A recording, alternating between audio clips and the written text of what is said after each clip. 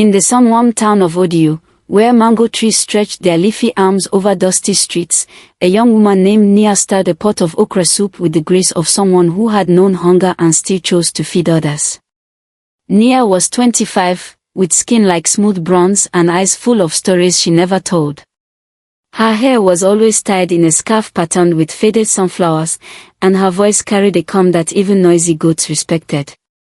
Each morning, as dawn broke and the town's roosters performed their terribly off-key chorus, Nia would step out of her one-room home and begin her daily routine: sweep, light the coal fire, and cook.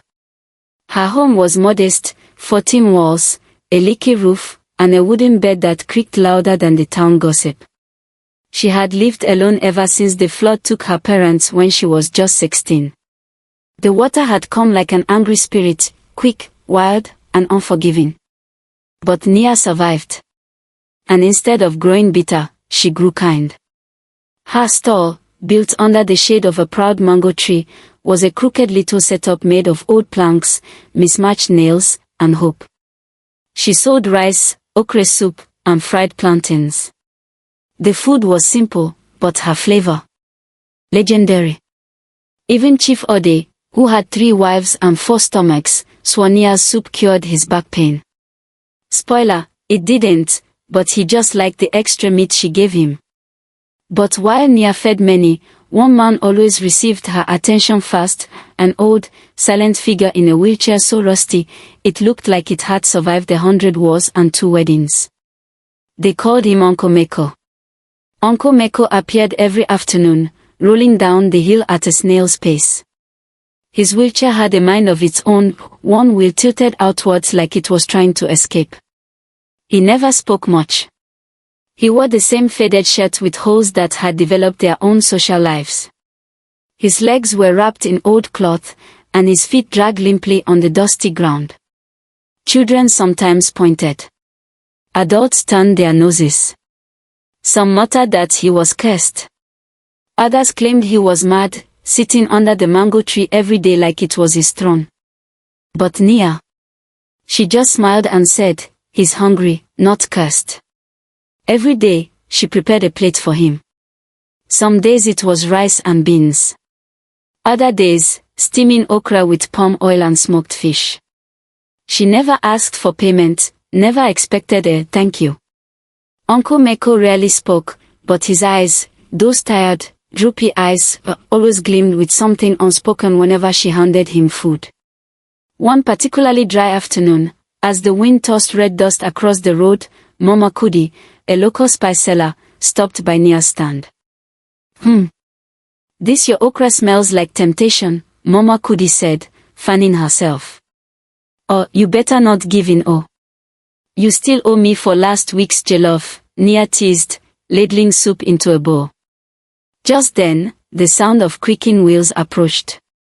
Uncle Meko rode in slowly, his head bowed. Mama Kudi's face changed. "Huh. That beggar again," she whispered, nudging Nia. "You keep feeding him like he's your long-lost uncle.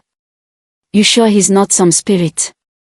Nia wiped her hands and said simply, "Even spirits deserve lunch, auntie." Mama Kudi snorted and waddled off, muttering something about wasting good meat on strangers. Nia turned to Uncle Meko and handed him a plate. "You didn't come yesterday," she said softly. Uncle Meko nodded faintly. "Fever," he muttered, voice like gravel. "Well, eat well today. This one has extra fish." As weeks passed, the bond between them grew, not with words, but with routine. When Nia wasn't serving customers, she would sit beside him, peeling yams or chatting about the weather. Occasionally, Uncle Meko would surprise her with a random question. "Why do you do this?" he asked once, eyes fixed on the tree above. "What?" "Feed me. Others don't." He shrugged. "Because I know what it means to be hungry and forgotten." Silence. Then a soft chuckle. "You're strange, girl." Nia grinned. "Thanks, I try." Then came the rain. One evening, as thunder grumbled over Odiu and dark clouds gathered like debt collectors, the first drops began to fall. Nia scrambled to cover her pots with plastic and hold down the store's flimsy roof with stones. She was already drenched, her wrapper sticking to her skin like second thoughts. She looked around. The streets had emptied. Most vendors had packed up and run home. But there, under the mango tree, Uncle Meko still sat, soaked, shivering, and completely alone. Nia ran to her food tray. Only one plate of food remained, her dinner. She paused. Her stomach growled like a rebellious drum. Then, she took the plate, wrapped it in leaves, and ran toward him. "Here," she said, kneeling beside him. "Eat this." "You haven't eaten," he said, voice shaking with cold. "Tomorrow is another day," she replied, placing the food on his lap. Uncle Meko looked at her, then at the rain, then back at her. "You may not understand this now," he whispered, "but kindness like yours doesn't go unnoticed." Nia laughed. "That sounds suspiciously like a proverb. Are you about to vanish in a puff of smoke?" For the first time in weeks, he smiled. And it was not the smile of a beggar. It was something deeper, something knowing. But Nia didn't dwell on it. She just stood, wrapped her scarf tighter, and walked home with an empty stomach but a full heart. That night, as the rain drummed a lullaby on her leaking roof and frogs held choir practice outside, Nia lay on her bed staring at the ceiling. She didn't know her act of kindness had started a ripple. She didn't know the man she called Uncle Meko was not who he seemed. And she certainly didn't know that tomorrow, everything would change. But the stars did. And they twinkled a little brighter than night, as if they knew something she didn't. The wheelchair and the whisper. Uncle Meko had always been quiet, content to sit by the mango tree beside Nia's fruit stand. But lately, something had changed. He'd started muttering when he thought no one could hear, not in English, or any local dialect Nia knew, but in a strange, ancient tongue that sent shivers down her spine. Sometimes, he'd hum melodies that didn't sound of this world, like lullabies from a forgotten time. She tried to brush it off. Maybe it was just the ramblings of an old man. Maybe.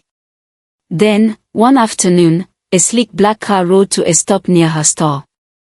The engine purred like a cat, too smooth for the dusty road.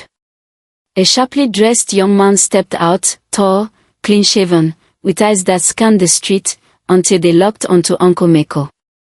The moment froze. The man stared at the beggar in the wheelchair with a mix of disbelief and something like fear.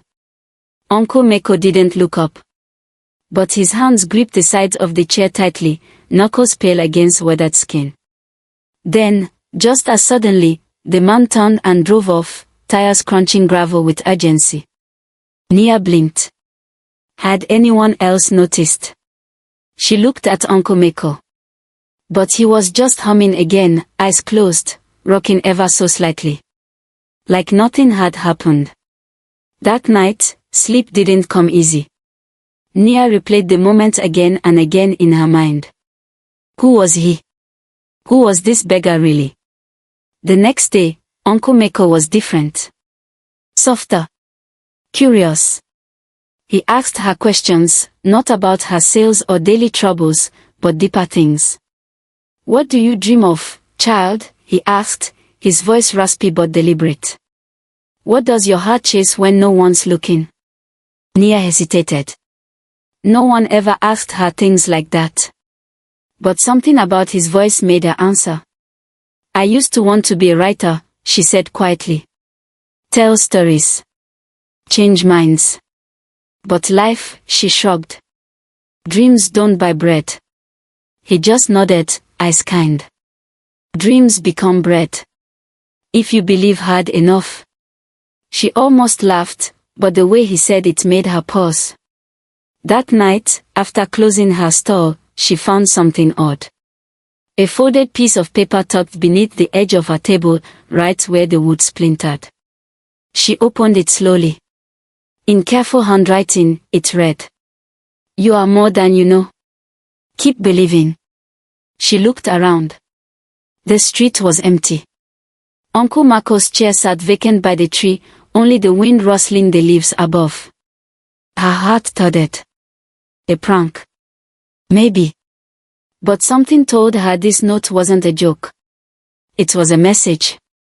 And it was meant just for her. It had been 3 days since anyone had seen Uncle Mako. 3 whole days of Nia craning her neck down the road every morning, hoping for the familiar squeak and rattle of that stubborn wheelchair. But the space under the mango tree remained heartbreakingly empty. The same tree that once offered shade to a stranger now seemed to droop with grief. He never misses a day. Nia whispered it to herself each time she served rice, glancing at the silent spot beside her food stand. Her customers noticed too. "Where's your favorite customer?" teased Kofi, the young tailor from across the road.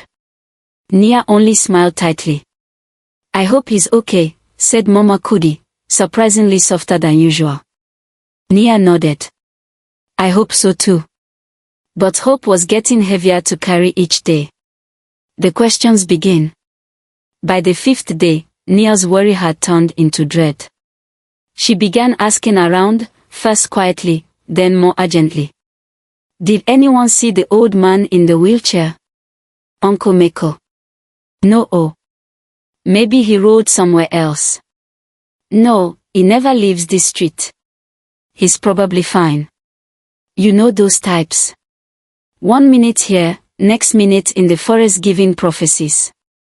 The town of Odiu had a way of brushing things off with humor. But Nia wasn't laughing.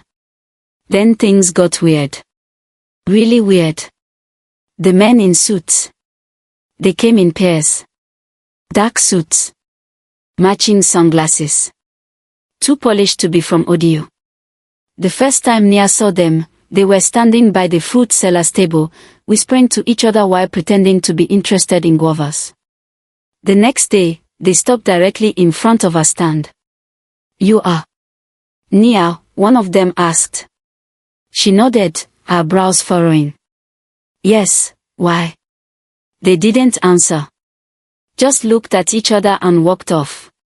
Okay, that's not creepy at all. She told herself they were probably tax collectors. Or Jehovah's Witnesses in disguise. But her stomach knew better. By the 7th day, even the gossip queens of the town had taken notice.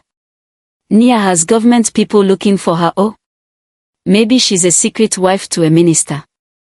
I told you her soup was suspiciously good. Maybe Uncle Mako was a wizard and transferred his powers to her.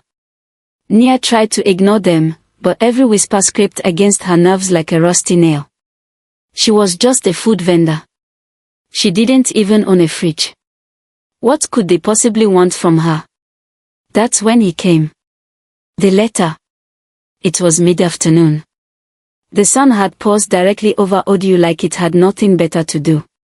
Nia was wiping her bench when a man in an all-black outfit approached. He was tall, bald, and had a face that said, "I don't joke, even on my birthday." "Nia?" he asked. She froze. "Yes." He reached into his coat pocket and handed her a brown envelope. It was sealed. "Read it. Don't ask questions," he said. "Wait, who are you? What is this?" But he was already walking away. "Sir." "Hello." No answer. Just fading footsteps and a trail of dust.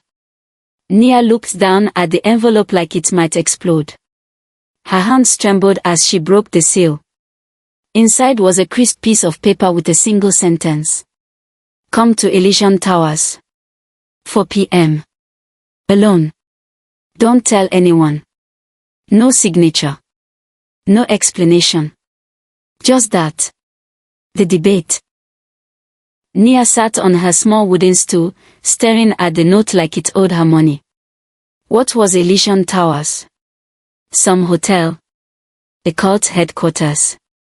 A luxury spa with questionable snacks. And why 4 p.m.? Why alone? Her mind spiraled. Could this be related to Uncle Mako? Was he in danger? Or worse? Could this be a trap? Or a test? She looked around her store, the bent umbrella, the faded wooden sign, the small pot of soup still bubbling on the coal. If this were a movie, this would be the part where the heroine says no and stays safe. But Nia wasn't in a movie. She was in audio. And something deep inside her, that same feeling that made her feed a silent beggar every day, was telling her one thing loud and clear. Go. Lock in the store. At exactly 3:15 p.m., Nia took a deep breath and packed up her store. She folded her apron, locked the food container, and stared at the rusty lock on the door. For a moment, she hesitated. Then she whispered, "Whatever this is, let me come back alive, please." And with that, she locked the store. Twice. You can't be too careful in audio. The road to the unknown. She borrowed a tricycle from Kofi the tailor, who insisted on charging half price because, quote, mystery trips deserve mystery discounts. As the tricycle zoomed through town, Nia clutched the envelope in her lap like it held her destiny. The ride was bumpy, loud, and filled with the smell of roasted corn and dried fish. But Nia barely noticed. She was replaying every moment with Uncle Meko in her head. His strange language. His curious questions. His sudden laughter. His disappearance. And now, this. Whatever was waiting at Elysian Towers, she had a feeling her life was never going to be the same again. The tricycle slowed as it approached a long, paved driveway flanked by towering palms and an absurd number of hibiscus flowers that looked like they were bred on Instagram. At the end of the road stood a hotel so grand, Nia thought she'd accidentally crossed into a different universe. Elysian Towers wasn't just a hotel, it was a statement. A 12-story marvel of glass and polished stone, with water fountains that danced like they were on payroll. The letter spelling Elysium glowed in soft gold above the entrance like they were welcoming royalty. Nia, meanwhile, stepped out of the tricycle feeling like someone had invited a bowl of pap to a champagne party. Security and suspense. At the main gate, 2 guards eyed her curiously. She was still wearing her faded wrapper and a scarf tied in a knot that looked more worried than she was. "Name?" one asked, voice flat. She handed them the letter. The guard read it, blinked twice, then turned to the other. "She's the one." The one. Nia swallowed hard. Before she could ask what that meant, a third man emerged from inside, this one in a black suit, looking like he ironed his emotions every morning. "Follow me," he said. Inside the tower. The lobby glowed like a palace. Marble floors. Chandeliers shaped like glass waterfalls. A grand piano that seemed to play itself in the background, although it was probably just Bluetooth. Nia didn't belong here. Her slippers squeaked with every step, reminding the floor that it wasn't used to hosting women who sold okra soup under mango trees. Still, she walked with quiet dignity. The man in the suit led her down a hallway and stopped at a tall wooden door. He turned, gave a brief nod, and said, "He's waiting." Nia raised an eyebrow. "Who's he?" But he was already walking away. Typical suit guy. The room with a familiar smell. Nia opened the door slowly. What she saw inside stopped her in her tracks. The room was grand, cream walls, velvet curtains, gold trim on the furniture. But it wasn't the wealth that stunned her. It was the smell. Her food. Okra. Palm oil. Smoked fish. She knew that smell like she knew her own heartbeat. And it was coming from a table in the center of the room, laid out with dishes she had cooked dozens of times. Confused, she took a step forward. Then she heard a voice, warm, deep, and unmistakably familiar. The reveal. "You always did use the perfect amount of crayfish." Nia spun around. Standing by the window was a man dressed in white, crisp designer shirt, tailored trousers, and shoes that looked too expensive to ever touch dirt. But she didn't need a name tag. His eyes gave him away. Uncle Meko. Except, not. His skin was cleaner now. his beard trimmed, his back straight. He stood tall, confident, not at all the hunched, fragile figure in the squeaky wheelchair. I don't understand, Nia said, backing up slightly. Who are you? He smiled. My name is Makoen Ajola, he said. But you knew me as Uncle Meko. Nia's mouth went dry. You can walk. He chuckled. Oh yes. And run. I just prefer rolling around sometimes, it makes people underestimate me. The truth spills out. He invited her to sit. She did, cautiously, as though the chair might reveal itself to be a snake. Then he spoke. And what he said changed everything. Makoen was a billionaire tech investor. He had built and sold 3 tech companies, owned properties across Africa and Europe, and even funded a satellite launch. His face had been in magazines, but no one in ODU recognized him. They never look twice at a beggar, he said, sipping from a glass of water. That's the lesson. Nia blinked. So, why pretend? Makoen leaned forward. I was looking for something money can't buy, genuine kindness. People treat you differently when you have power. They smile, flatter, pretend. But I wanted to find someone who helped without expecting a camera, a handshake, or a reward. He paused, then added softly. And I found her under a mango tree. Nia's confusion and a little righteous anger. She sat silently, the weight of it all pressing on her like a second sky. So, this was all a test, she finally said. In a way. You tricked me. I tested the word, he corrected. Only one person passed. Nia stood up. Do you know how worried I was? I thought you were dead. Or in a ditch. I asked half the town about you. Makoen raised his hands. I'm sorry. I truly am. I didn't mean to frighten you. But I had to disappear. It was time for the next chapter. He opened a small folder and slid it across the table toward her. Inside, documents, contracts, and photos. The bigger offer. Makoen explained everything. He wanted to fund her dreams, not just with cash, but with structure. He had arranged a scholarship to a culinary academy, ownership of a new restaurant space in ODU, a microloan program for young women in food trade, with Nia as the figurehead. And most shocking of all, a personal mentorship with him. Nia stared at the folder like it might bite her. I'm not a businesswoman, she said. I sell food by the road. That's all. Makoen shook his head. No. That's not all. You fed a stranger with your last plate. You gave without asking. You did what billionaires like me often forget how to do. He stood up and walked toward her. You were never meant to stay under that mango tree.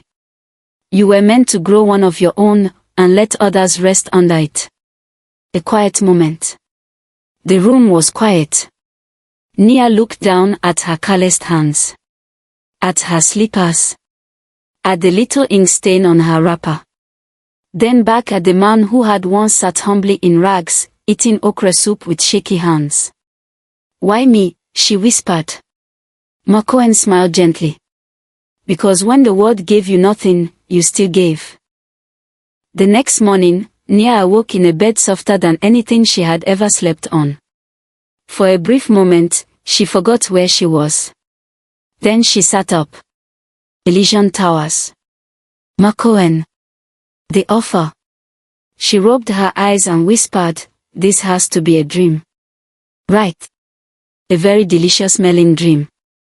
But when she stepped outside her suite and was greeted by a polite hotel staff member holding a folder labeled Chef Nia's Future, she realized. No. This was happening. Culinary school.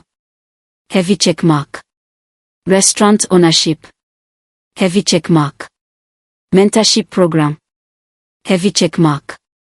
Her own office with AC and working pens. Double heavy checkmark. Makoen had laid out everything like a buffet of miracles. Each course was more incredible than the last. But when he asked, "So, are we doing this?" Nia didn't even hesitate. "Yes," she said. But, she paused. "Only if I can keep feeding people who can't pay. I won't stop that." Makoen smiled, proud. "That's exactly why I chose you. Training, taste, and a little trouble." Over the next few months, Nia dove into culinary school like a girl who had once wrestled yam tubers for dinner. She learned knife skills, international recipes, food safety, and how to pronounce crème brûlée without sounding like she was sneezing. But she stayed true to herself. Her final project at school: a fusion dish called Odiu sunrise, a bowl of rice, okra, and spicy sauce served in a carved mango shell. Michelin star chefs wept. Okay, not literally. But one did ask for the recipe. At the same time, construction began on her dream restaurant, just 5 blocks from the old mango tree. She named it Golden Heart Kitchen. Tagline: where food meets soul. Every table was carved by local artisans. The walls were painted by schoolchildren she'd mentored. And the menu? It was a blend of tradition, creativity, and the kind of flavors that make you call your ex just to say sorry. Makoen's mission. Makoen, true to his word, didn't just disappear after setting things up. He visited weekly, often rolling in with his new sleek wheelchair, by choice, he insisted. "Helps me stay grounded," he joked. "Plus, it keeps nosy billionaires humble." Together, he and Nia launched the Golden Youth Initiative, a mentorship program for young chefs, especially those from underprivileged backgrounds. Nia taught cooking. Makoen taught business. And every graduate left with skills, a certificate, and a belly full of jollof rice. The big day. 6 months later, the entire town of Odiu buzzed with excitement. Banners hung. Kids danced. Drummers warmed their skins. Journalists showed up from Lagos. Even Mama Kudi wore a girly so large it needed its own zip code. It was opening day for Golden Heart Kitchen.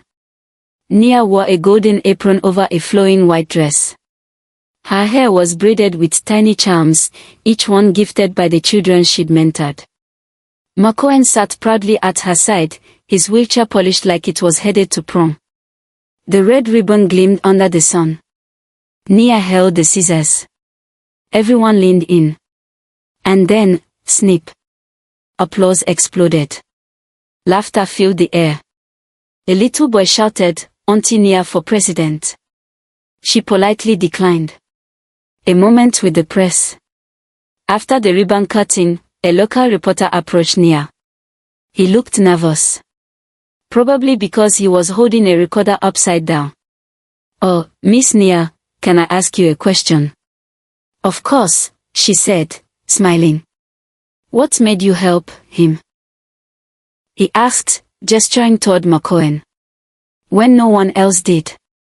The crowd quieted. Nia looked at Makoen. Then at the mango tree visible in the distance. And finally, at the camera. She smiled and said, "Because kindness doesn't cost anything. But it changes everything." Epilogue, under the mango tree. That evening, after the guests had gone and the pots were clean, Nia and Makoen sat under the old mango tree. He offered her a small carved box. "What's this?" she asked. "Your old food stall sign," he said. "I kept it. Thought you might want to remember where it all began." She opened it and laughed softly. The sign was chipped, faded, but beautiful. Just like her journey. And as the stars came out over Odiu, those same stars that had twinkled knowingly months before, Nia leaned back and whispered, "I'm still feeding the world, just with a bigger spoon." The end.